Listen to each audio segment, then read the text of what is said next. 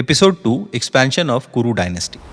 जब राजा शांतनु का देहांत हुआ तब भीष्म ने चित्रांगद को राजा बनाया, लेकिन चित्रांगद की मृत्यु एक युद्ध में हो गई। तब छोटा भाई विचित्रवीर गद्दी पर बैठा। विचित्रवीर युवा थे लेकिन अस्थिर भी। भीष्म ने उनके लिए विवाह की व्यवस्था करने का निर्णय लिया।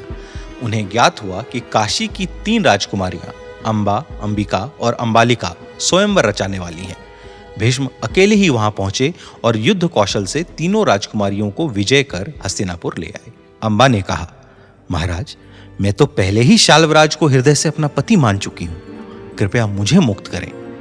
भीष्म ने धर्म के अनुसार उसे जाने दिया, लेकिन जब शाल्वराज ने उसे अस्वीकार कर दिया तो अंबा क्रोधित होकर बोली, भीष्म, मैं जन्म जन्मांतर तक तुम्हारे विनाश का कारण बनूंगी। यही अंबा आगे चलकर शिखंडी के रूप में पुनर्जन्म लेने वाली थी और महाभारत के युद्ध में भीष्म के अंत का माध्यम भी। इस बीच विचित्रवीर का विवाह अंबिका और अंबालिका से हुआ, लेकिन कुछ वर्षों बाद ही वे असमय मृत्यु को प्राप्त हो गए, बिना किसी संतान के। अब हस्तिनापुर फिर से उत्तराधिकारी विहीन हो गया। वेदव्यास द्वारा जन्मे 3 पुत्रों ने हस्तिनापुर के भविष्य की 3 अलग अलग दिशाएं तय की। धृतराष्ट्र, पांडु और विदुर। ये तीनों ही अपने अपने गुणों और स्वभाव में विशिष्ट थे, लेकिन नियति ने उनके जीवन को आपस में ऐसा बांधा कि अंततः यही रिश्ता महाभारत के महान युद्ध का कारण बन गया। धृतराष्ट्र, जिनका जन्म अंबिका के गर्भ से हुआ था, बचपन से ही नेत्रहीन थे, लेकिन उनकी कमजोरी के बावजूद उनमें शारीरिक बल अपार था। उनका शरीर शक्तिशाली था। कहा जाता है कि जब वे गदा उठाते तो 10 योद्धाओं की शक्ति एक साथ महसूस होती। भीष्म पितामह ने उन्हें वेद, राजनीति और युद्ध कला में शिक्षित कराया ताकि वे किसी हीन भावना में न जिएं। परंतु जब समय आया उत्तराधिकारी तय करने का तो समस्या खड़ी हो गई। राज्य का उत्तराधिकारी बनने के लिए दृष्टि यानी देखने की क्षमता आवश्यक मानी जाती थी। भीष्म और ब्राह्मणों की सभा में निर्णय हुआ कि धृतराष्ट्र अंधे हैं, इसलिए राज्य संचालन नहीं कर सकते। तब छोटे भाई पांडु को हस्तिनापुर का राजा बनाया गया। धृतराष्ट्र ने बाहरी रूप से इस निर्णय को स्वीकार कर लिया, लेकिन उनके हृदय में एक गहरी पीड़ा घर कर गई। राज सिंहासन जो मेरा होना चाहिए था, वह मेरे छोटे भाई को क्यों मिल गया? यही दर्द आगे चलकर उनके पुत्रों के भीतर भी विष के रूप में उतर गया। पांडु का जन्म अंबालिका से हुआ था। उनके शरीर का रंग हल्का पीला था, इसीलिए नाम पड़ा पांडु। वे बचपन से ही बुद्धिमान, पराक्रमी और दयालु थे। भीष्म को उनमें वही गुण दिखाई देते थे जो कभी शांतनु में थे।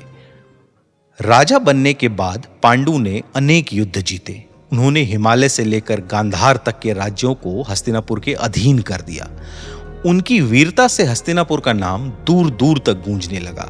राज्य में शांति और व्यवस्था लौट आई। सब खुश थे।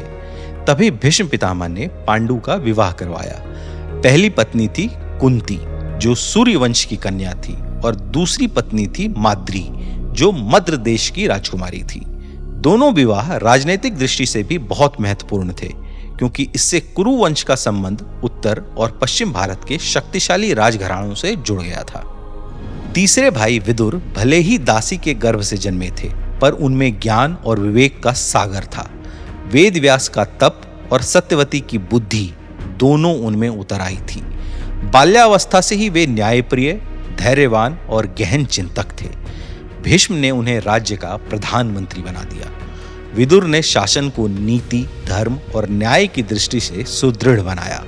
वे सबका आदर करते थे और हर विवाद में सच्चाई का साथ देते थे। लोग कहते थे, हस्तिनापुर के राज्य में यदि कोई सच्चे धर्म का प्रतिनिधि है तो वह है विदुर। राज्य सुचारू रूप से चल रहा था। एक बार पांडु शिकार के लिए वन गए। वहां उन्होंने एक मृग को देखा जो अपनी मादा के साथ था। बिना जाने कि वे ऋषि थे, पांडु ने वाण चला दिया। मृत्यु के समय उस ऋषि ने शाप दिया, हे पांडु, जिस क्षण तुम किसी स्त्री के साथ संगम करने का प्रयास करोगे, उसी क्षण तुम्हारी मृत्यु हो जाएगी। यह शाप सुनकर पांडु का जीवन बदल गया। उन्होंने सिंहासन, राजपाट सब कुछ छोड़ दिया और दोनों पत्नियों के साथ वन में चले गए।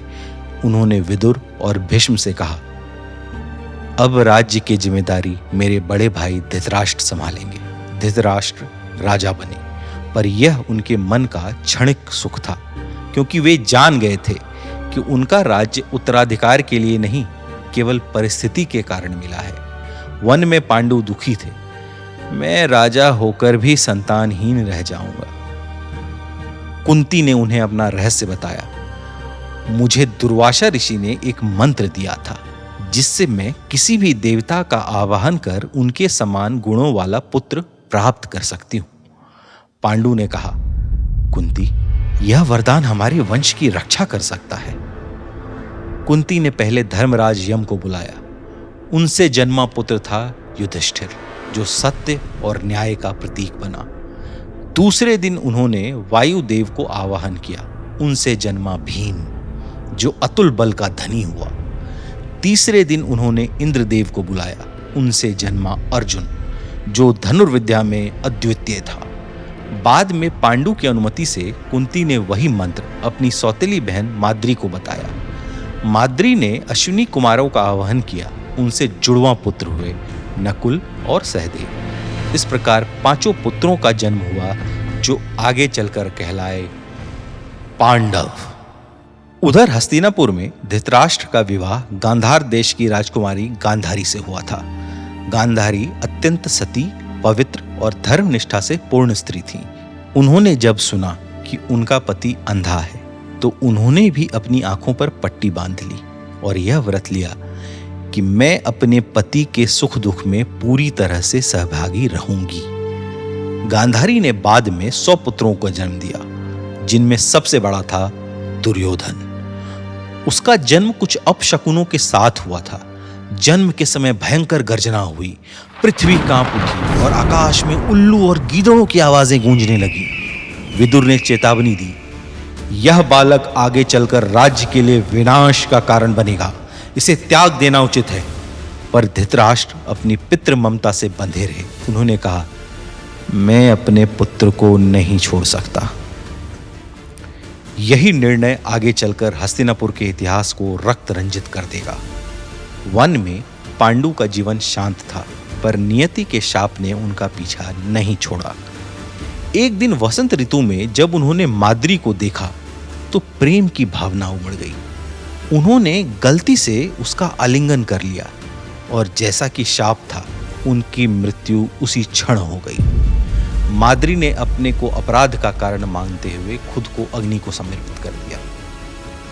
कुंती 5 बच्चों को लेकर हस्तिनापुर लौट आई। भीष्म ने सबका स्वागत किया और पांडवों को राजकुमारों की तरह शिक्षा दी।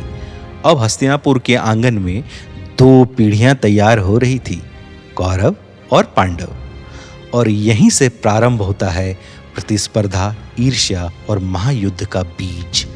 यही था कुरुवंश का विस्तार, जहां जन्मे वे सभी पात्र जिन्होंने आगे चलकर इतिहास की सबसे बड़ी कथा महाभारत को जन्म दिया।